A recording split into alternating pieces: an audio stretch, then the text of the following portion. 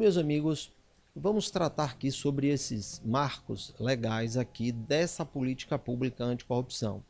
A gente vê que tem aqui a Convenção dos Estados Americanos, em 1996 já manifesta uma convenção. Importante esclarecer aqui a diferença entre convenção e recomendação internacional. A diferença é que a recomendação internacional não tem uma força que vincula, que obriga. Já as convenções internacionais, sim. A convenção internacional ele tem uma força vinculativa àquele país membro. Então, a convenção internacional aqui da OEA em 96 já teve manifestação sobre essa política pública anticorrupção. Logo em seguida, nessa convenção da a Organização de Cooperação para o Desenvolvimento Econômico, a OCDE. Essa convenção é de 1999, ela trata especificamente de servidores, ação de servidores nesse trato da corrupção. E em 2003, efetivamente, a ONU, com uma referência, convencionou a Convenção Internacional Anticorrupção.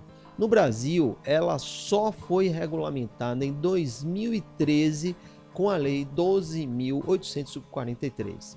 Essa norma teve repercussões tanto na área pública quanto da área privada. E vamos ver aqui as repercussões que essa norma causou no nosso ordenamento e na nossa vida diária.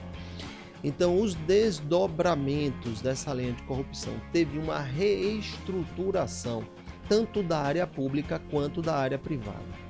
Meus amigos, os processos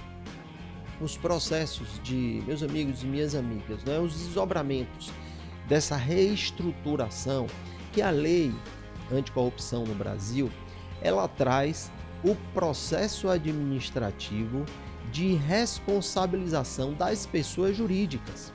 Então isso foi a partir de 2014 com a atuação da CGU naquelas operações aí da Operação Lava Jato. Então essas responsabilizações das pessoas jurídicas foi com base na lei anticorrupção e o instrumento que a norma se utilizou foi desse processo administrativo. Observe que não é um processo judicial, mas ele é um processo legislativo, administrativo, que ele responsabiliza as pessoas jurídicas. Então houve aí uma reestruturação também das empresas estatais, vamos ver lá adiante o que aconteceu com elas. Teve uma reestruturação das empresas privadas imediatamente, quando as empresas estão sendo sancionadas a pagar multa através de um processo desse. Aqui, administrativamente, as empresas começaram a se reestruturar. A gente vai ver também como as empresas começaram a colocar em prática seus programas de integridade. O fomento da Controladoria Geral da União com relação à promoção do selo Empresa Proética já é uma ação do governo no sentido de promover a prevenção dos problemas. Aqui é uma ação muito preventiva da CGU.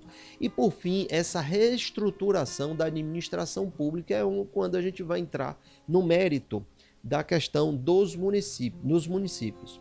Os desdobramentos desse processo administrativo. Olhe bem, as empresas começaram a pagar multa com relação a atos de corrupção. Foi o que aconteceu com isso. Primeiramente, falando antes desse tópico aqui, antes do primeiro tópico, a gente tem que entender uma questão básica nessa lei anticorrupção da responsabilidade objetiva das empresas. Essa responsabilidade objetiva, ela independe da culpa da empresa. Então, você tem uma pessoa jurídica, onde essa pessoa jurídica, ela funciona através de atos de pessoas físicas, não é? ela funciona aqui através de atos de pessoas físicas. Olha, essas pessoas físicas aqui, elas podem ser as donas, elas podem ser as pessoas que tomam decisões. Essas decisões são tomadas por pessoas que normalmente são proprietárias da empresa. E tem pessoas físicas aqui que elas obedecem àqueles que estão lá em cima. Então, essas pessoas físicas aqui, elas também respondem, mas essas pessoas físicas, elas vão responder, essas que são subordinadas, elas vão responder de forma subjetiva, ou seja, vai se instruir o processo para verificar a questão da culpabilidade dessa pessoa física. Agora, a responsabilidade do dono, o dono da empresa está aqui. A responsabilidade do dono é inevitável, que é o dono que faz com que a empresa, na verdade, funcione, que tome as decisões. Ele é o dirigente máximo. Então, a gente pode caracterizar esses atos das pessoas jurídicas como as pessoas físicas que são donas, F1, e as pessoas físicas que obedecem aos donos, são subordinados. Essa sim pode ter ato. Independente de qualquer ato, e a gente vai ver isso depois de uma aula específica sobre as cláusulas trabalhistas, se chamam clawbacks, que são cláusulas que responsabiliza aquele agente, aquela pessoa física que deu causa a um ato de corrupção onde a empresa se responsabilizou. Mas até aqui importante fazer esse adendo, né? Os investidores começaram a ter suas ações despencando. A imagem da empresa, o qual os investidores colocaram seu dinheiro lá, eles despencaram. Então, uma ameaça aos investidores sobre a questão da corrupção. Então vocês veem que isso, a imagem, ela também desdobra em valores negativos para a empresa. Essa sanção administrativa, como eu estava falando antes, ela é uma sanção administrativa pecuniária. A empresa pode se responsabilizar de 6 mil a 60 milhões de reais ou comprometer uma multa de 20% do seu faturamento bruto do ano anterior. Então, é uma questão que pesa no bolso, e tudo quanto pesa no bolso, os direitos eles são incorporados de uma forma rápida, né? Então, as estatais também tiveram esse desdobramento com a lei 13.303 de 2016. Essa lei trouxe coisas bem interessantes. Essa lei ela trouxe por uma necessidade do afastamento da vida privada, da atividade privada com o Estado. Então, o Estado aqui fazendo suas ações e a empresa aqui visando o lucro. A gente vai ver que o lucro dessas estatais, como está previsto nessa lei 13.303, é um lucro que vai ser revertido a ações ambientais, sociais, etc.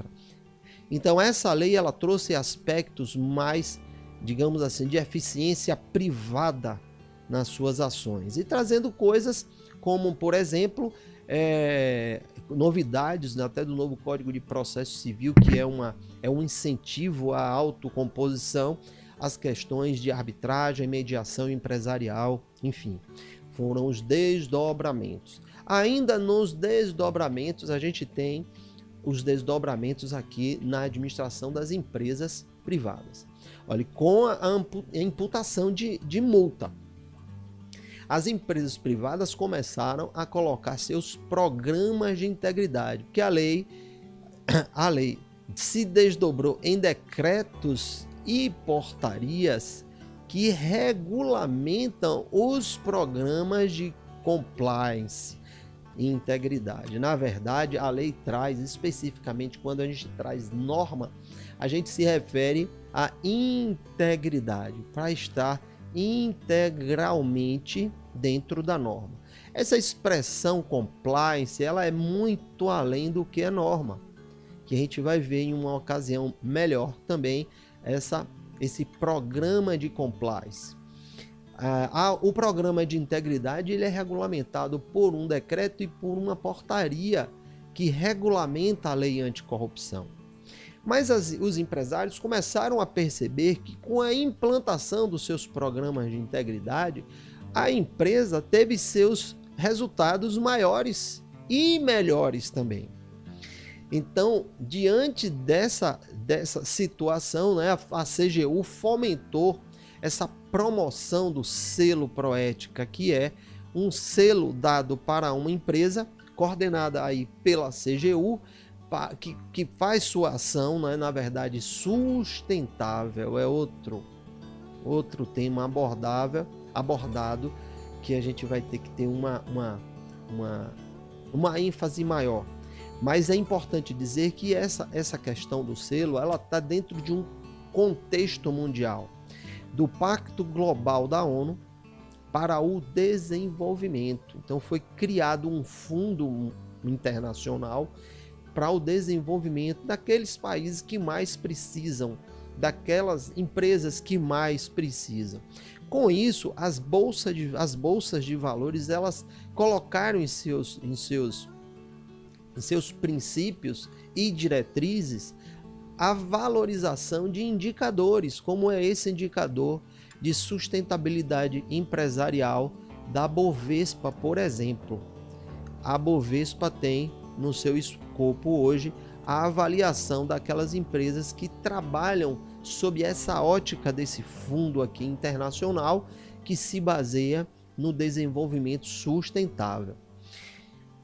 Isso aqui foi muito importante porque teve desdobramentos na vida prática, quando as pessoas ficavam achando apenas que era digamos assim, uma ação voluntária assistencialista, mas se descobriu que com essa iniciativa as ações são técnicas, elas são escrituradas, com seus resultados colocados num demonstrativo de valor adicionado, que é um demonstrativo das empresas que operam na Bolsa, ou aquelas que não operam na Bolsa, mas que têm um faturamento acima de 2 milhões, elas são obrigadas a fazer seu balanço de valor adicionado. Então, todas essas ações sociais ou ambientais, elas têm um reflexo no seu faturamento, nos seus valores, são valores agregados às empresas, e isso veio também a ser agregado, né?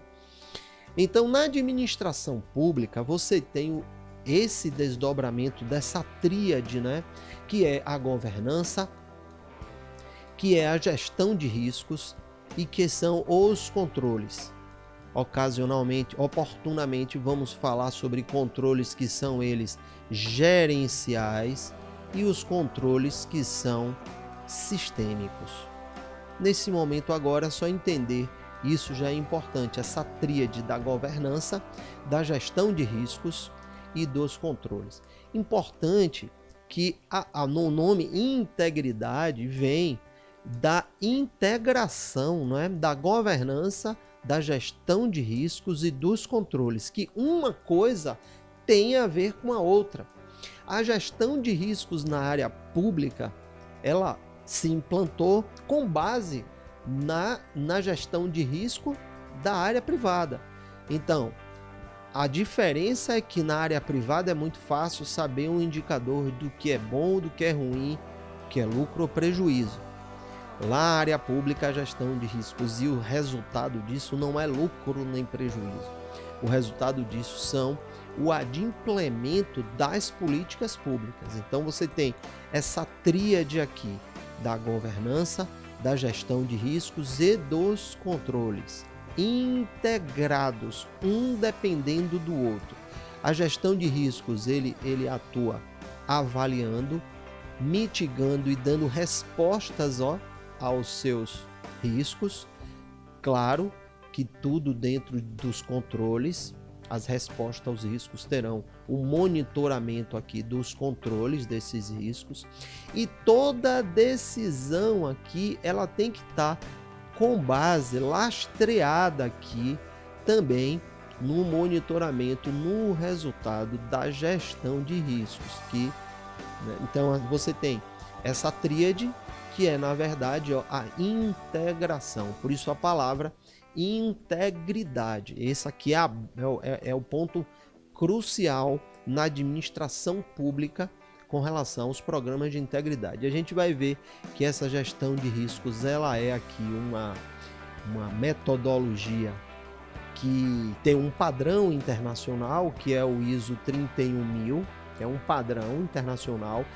Ela é recomendativa, ela não é convencionada ainda, mas ela já tem parâmetros internacionais, e que ela é a base para o programa de integridade. É ela que vai subsidiar as decisões, que aqui da governança, é ela que vai subsidiar a avaliação dos controles, se está para mais, se está para menos, e é uma coisa dinâmica. O programa de gestão de riscos ela tem que ser avaliada, porque não pode ficar apenas na previsão do papel, e oportunamente a gente vai entrar no mérito melhor da gestão de riscos. A promoção dessa integridade pública, essa promoção ela já vem de organismos internacionais, como é o entendimento da OCDE. Essa promoção aqui, ela já fala de cumprimento das regras internacionais anticorrupção. Isso tudo é uma promoção da OCDE. A confiança dos cidadãos, o melhor resultado das políticas públicas, a gestão,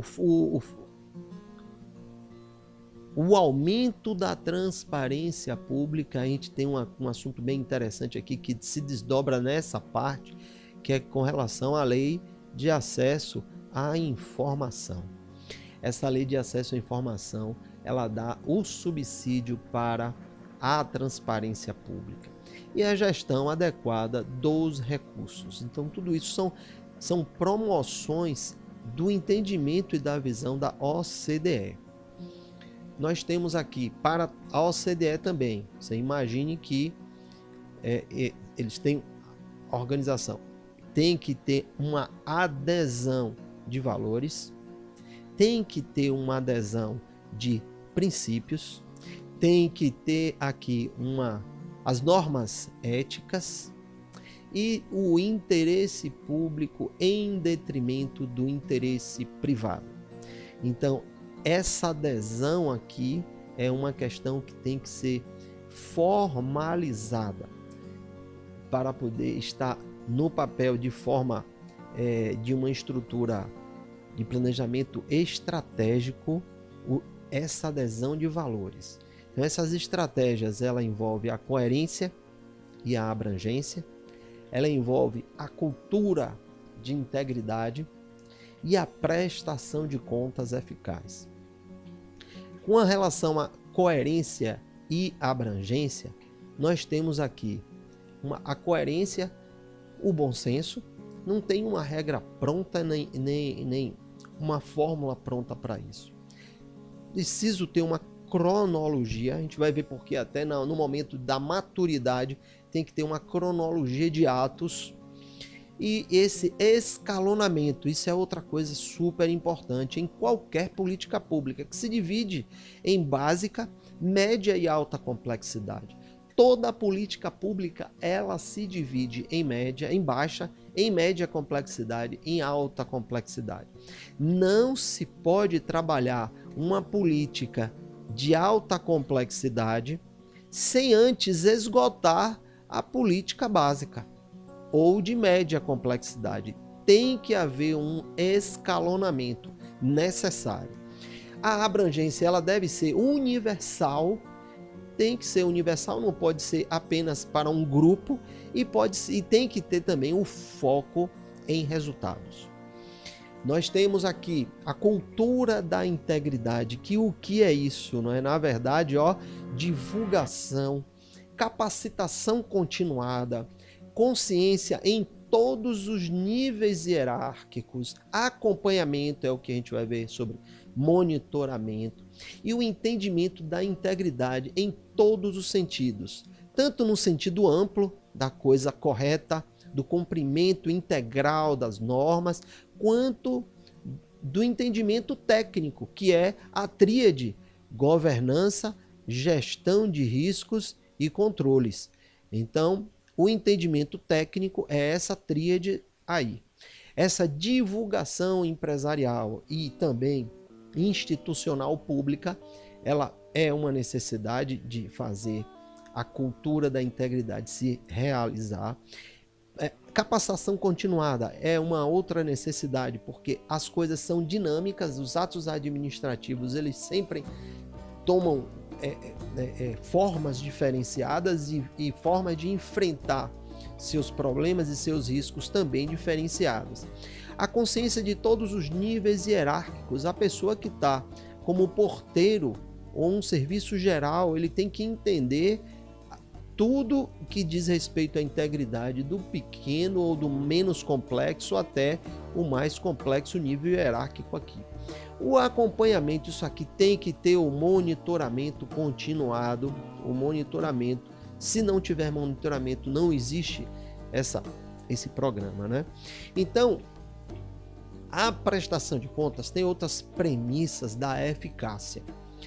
Uma prestação de contas, ela tem que ter, na verdade, um conhecimento do resultado do que é aquela política pública.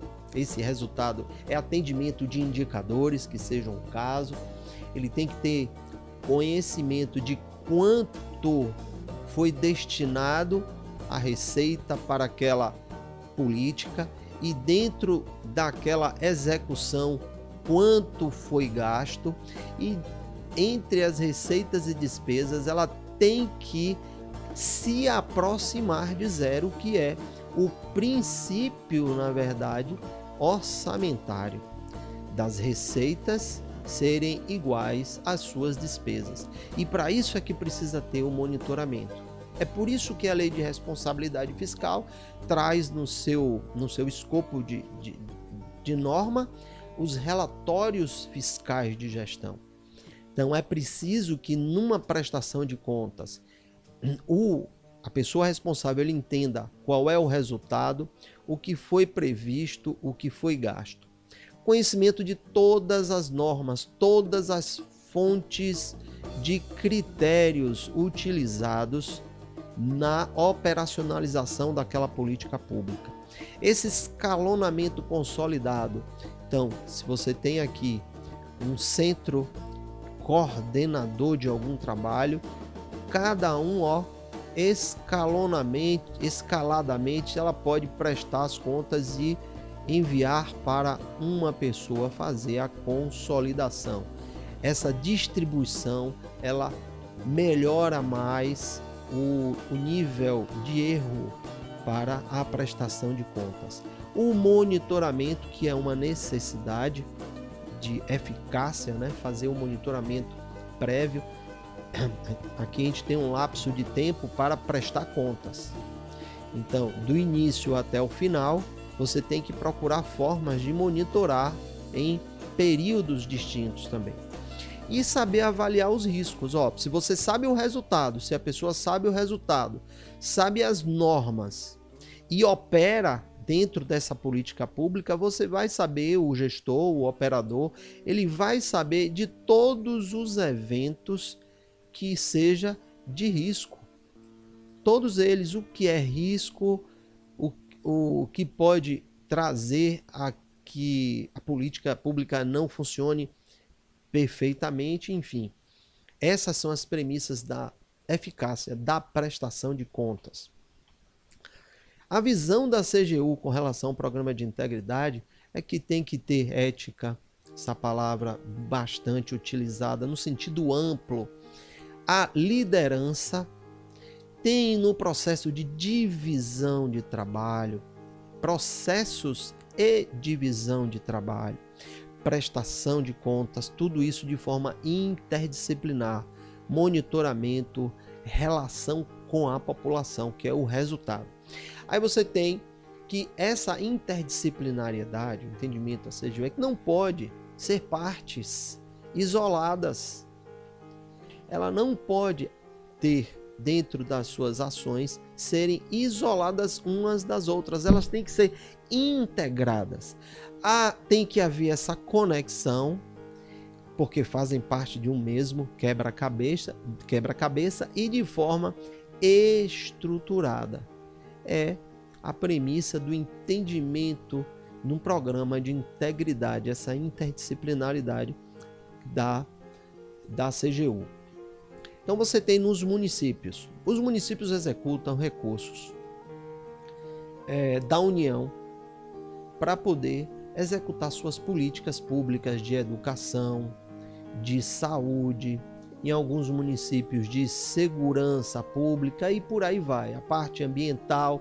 Então, se os municípios recebem recurso da União para executar suas políticas, obrigatoriamente ela tem que prestar as contas em conformidade com as regras da União, que está posta. A União já colocou as suas instruções normativas e todos os decretos, tudo para poder seus ministérios funcionarem de acordo com os programas de integridade. Então não é uma alternativa, é uma obrigatoriedade. Os programas de integridade também, com essa nova lei de licitações, elas criaram aí empresas que têm um valor relevante, que vão fazer licitação, elas precisam ter obrigatoriamente seus programas de integridade. Mas isso já muda, porque o município ele vai ter também que avaliar esse programa de integridade. É o município que tem que avaliar o programa de integridade e que essa avaliação está dentro do escopo aí da lei anticorrupção, dos decretos, das portarias todas.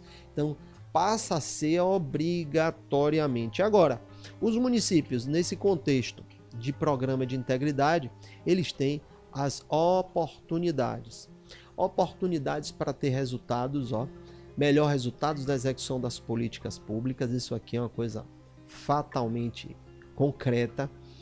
Melhorar o nível de transparência em conformidade com a lei de acesso à informação. Isso aqui é um resultado muito interessante para a população. Isso aqui é o que vai dar, na verdade, é o que vai dar segurança ao cidadão em apostar naquela gestão. É quando aquela gestão ela está bem transparente. Oportunamente vamos falar um pouco sobre o que é esse indicador de transparência em conformidade com a lei, dividir isso aqui em informações ativas e informações passivas, saber essa diferença aqui, e quanto mais o número de informações ativas, maior o grau de transparência daquele município. Mas isso também é um processo de maturidade. Envolver a iniciativa privada são oportunidades nas ações sociais ou ambientais. Essas empresas, elas têm na sua missão um nível técnico para enfrentamento da sua atividade econômica. Muitas vezes é uma oportunidade do município de apresentar projetos onde essa iniciativa privada banque e coloque dentro dos seus projetos, aquelas empresas, por exemplo, que operam na Bolsa de Valores, vai aumentar o seu valor agregado das suas ações naquilo ali. Como aumentar a sua imagem perante a sociedade. Então é uma oportunidade que o poder público municipal tem de fazer essa interligação e esse envolvimento com a iniciativa privada. A solidez também, um programa de integridade municipal, a solidez para buscar recursos e projetos internacionais. O mundo inteiro ele já trabalha sobre essa ótica do Pacto Global da ONU. Então, um ente que chega com uma proposta dentro dos parâmetros internacionais, ele vai ter aí certamente uma probabilidade de respeito mínimo, né, para poder conseguir suas articulações, tanto de recurso financeiro, quanto de recursos materiais, quanto de várias parcerias que podem existir aí nessas oportunidades. Então, a implantação do programa de integridade, do início, desde o comitê de integridade, que tem que ser um ato formal, até a sua maturidade. Você vê aqui o comitê de integridade, ele é o destaque inicial. A análise do ambiente estrutural daquele município. Depois vai trazer a análise da controladoria, porque a controladoria é o setor e a área que envolve toda a avaliação de riscos e que coordena o trabalho, que avalia esse trabalho, enfim. Você tem as capacitações continuadas, isso é uma necessidade, porque como é dinâmico, precisa de capacitação. Você tem a gestão de riscos em si, com sua mitigação dos riscos, com a resposta aos riscos através de planos de ação específico ou planos de contingência. A diferença da resposta ao risco de um plano de ação é quando ainda o risco não foi materializado. Quando o risco já foi materializado, é preciso fazer um plano de contingência. São respostas ao risco. Você tem aqui o monitoramento, revisões, essa aqui é uma revisão 1, e por fim, a maturidade desse programa. Essa maturidade é quando você chega à revisão 1, quando você chega à revisão 2 e assim por diante, né? Amadurecendo aqui esse programa. Então você tem na implantação, só um resumo do que falamos, né? A formalização do comitê de integridade, a análise do ambiente e da controladoria, você tem a capacitação, você tem a execução da gestão de riscos e os grupos de trabalhos específicos. Você tem aqui também caneta, deixa eu botar aqui a cor também diferente, aqui a cor da tinta, que será essa aqui. Então você tem também aqui esse monitoramento, a revisão e tem a maturidade do programa. Observem que dentro dessa revisão se trabalha a questão dos grupos de trabalho que vão implantar em cada secretaria a gestão de riscos. Por fim, pessoal, aqui apresentando essa turma interdisciplinar que trabalha nessa perspectiva do Instituto aqui para vocês. Muito obrigado. É uma equipe interdisciplinar, tanto da área pública na área privada. Se quiser marcar uma reunião no Zoom ou presencial em nosso escritório aqui no Empresarial Clock Marina, aqui em Salvador, aqui está os telefones para contato. Nos encontraremos, nos falaremos em breve.